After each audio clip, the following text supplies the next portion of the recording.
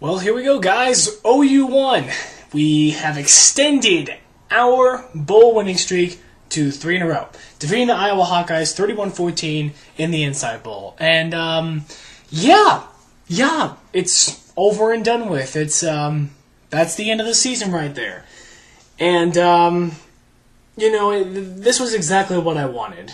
I mean, it really, really was. I just wanted to win this game. This season is a disappointment overall.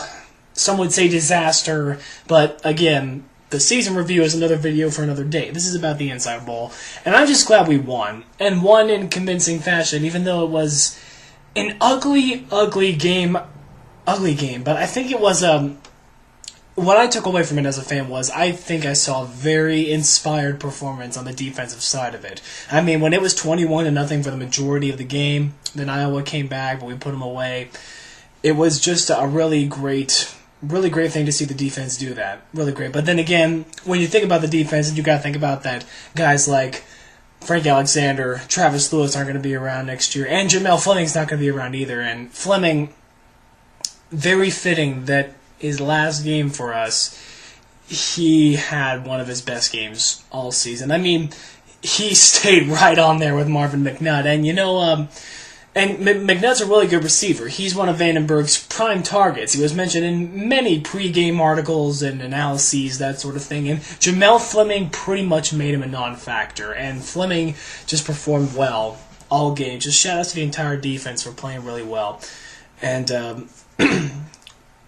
the ugly part came on the offense when in the first quarter we couldn't get a single first down.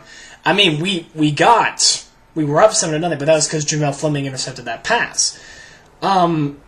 Just ugliness on the offensive side of the ball. I'm really looking for that rhythm once again. It's hard to believe that the loss of guys like Ben Haber and Ryan Broyles, now those are really big losses. I mean, really big. But ever since then, the tempo, the entire rhythm just snapped. And the offense has never, ever been the same since that time. I mean, Landry Jones had a pretty good game. I mean, I can't complain about his performance, especially after taking that licking in the helmet. But yeah, I mean, we still had Brendan Clay, still had Roy Finch at running back.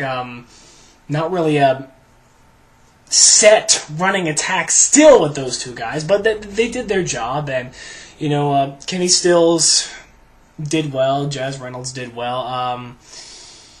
It's just, it's just going to be a wait and see. One of those things when it comes to this offense. I mean, who's really going to take over? Who's really going to step up? But again, we'll find out. We'll find out later if Landry Jones stays or not. But Blake Bell, 3 touchdowns. Give it up for the Belldozer. I'm looking forward to having him on the short yard situations and at the goal line. If we're able to punch it in, I'm happy. I'm really happy. I guess depending whether or not Landry Jones stays or not, they'll reassess Blake Bell's position. But for the moment, he's got a really good position on this team, and I'm really glad to have him. And I think he'll only get better from here. And how about that sky cam? Wow, just wow. I've never seen that in my entire life as a sports watcher. We've all seen some crazy things, but I've never seen a camera fall from the sky. That was pretty funny. I'm not going to lie. That was really, really funny. I mean, thank God no one was hit by it. I mean, I think McNutt got a little scratched by it, but I mean, thank God no one was hit by it. It's only funny because no one got hit by it, and it was just the camera. But, wow, that's just really weird. Anyway, not a pretty win by any stretch of the imagination, but OU grinds it out, 31-14. It was a little scary there, coming up there when Iowa was catching back up, but we finally just put them away and then put it far away. We did what we had to do to win. It was ugly, but it was a win, and it was just a way to finish the season. It's just a way to not put a very disappointing cap on an already disappointing season. We finish it out with a win. And for the first time in a long time, we've got a 3-bowl win streak. I haven't seen that in years, especially when I was a student at OU. So as far as the postseason goes, we've been doing really well. As far as this game goes, we've very much seen a very big cleaning of the house on the part of Bob Stoops and the staff.